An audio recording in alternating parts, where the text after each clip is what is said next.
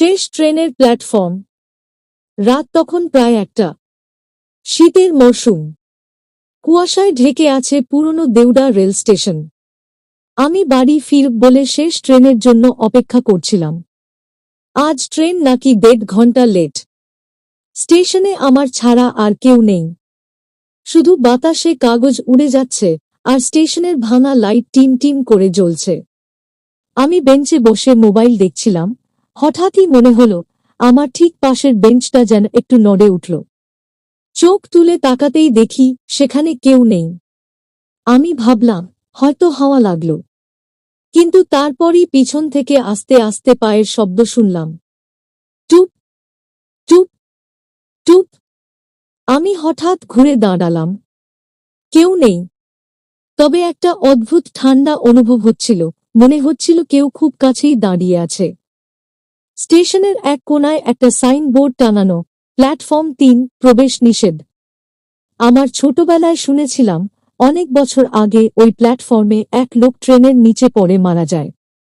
তারপর নাকি রাতে সেখানে অদ্ভুত ঘটনা ঘটে। তবে আমি এসব কুসংস্কার মানি না। কিন্তু ঠিক তখনই পুরনো মোর্চেপটা লাউডস্পিকারে কেঁকে ওঠা আওয়াজ ভেসে এল। প্ল্যাটফর্ম 3 এর যাত্রী, আপনার ট্রেন এসে গেছে। আমি চমকে উঠলাম। কোন যাত্রী? এখানে তো আমি একাই আছি। আর আমি তো প্ল্যাটফর্ম 1-এ দাঁড়িয়ে। এরপরই মাইকে ভেসে এল আরেকটা কথা, যা শুনে বুক কেঁপে উঠল। ইমরান আনসারি, প্ল্যাটফর্ম 3-এ চলে আসুন। আমি তো আমার নাম রেজিস্টার বইতেও লিখিনি, তবু কিভাবে আমার নাম ধরে ডাকছে। আমি কিছুক্ষণ দাঁড়িয়ে থাকলাম। তারপর কৌতূহলে ধীরে ধীরে প্ল্যাটফর্ম 3 এর দিকে হাঁটতে লাগলাম। ওদিকটা পুরো অন্ধকার। কুয়াশার কারণে স্টেশনটাকে যেন মনে হচ্ছিল অন্য জগৎ।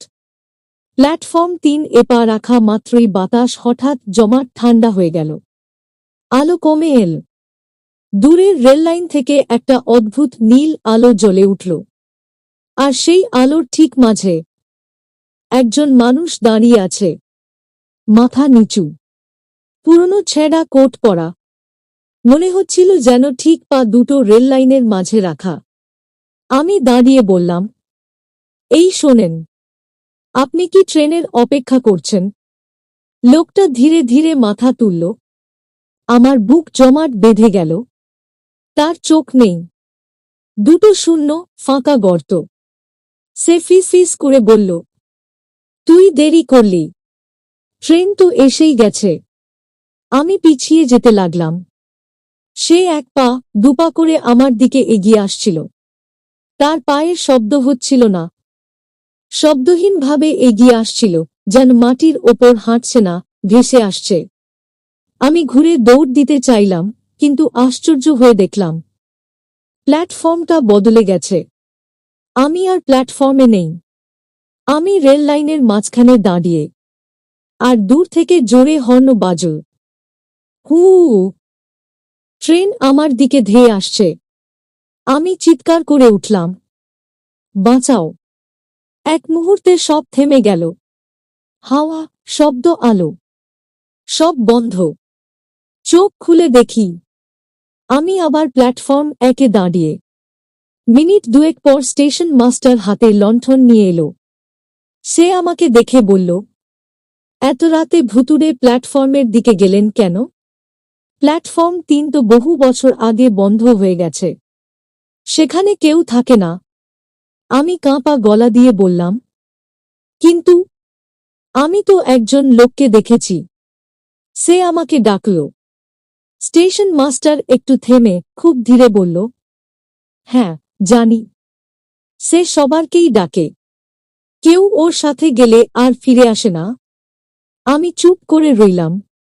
তখনই শেষ ট্রেনটা ঢুকল স্টেশনে। জানলার কাছে আমার প্রতিফলন দেখার জন্য আমি তাকালাম। কিন্তু সেখানে আমার মুখ নয়। প্ল্যাটফর্ম 3-এর ওই লোকটা দাঁড়িয়ে আছে, ফাঁকা চোখে তাকিয়ে। একটা ঠান্ডা কুকথার মতো হাসি হাসছে। তার ঠোঁট নড়ল। আবার দেখা হবে। ট্রেনের হুইসেল বাজল। স্টেশন কেঁপে উঠল। আর গল্প শেষ।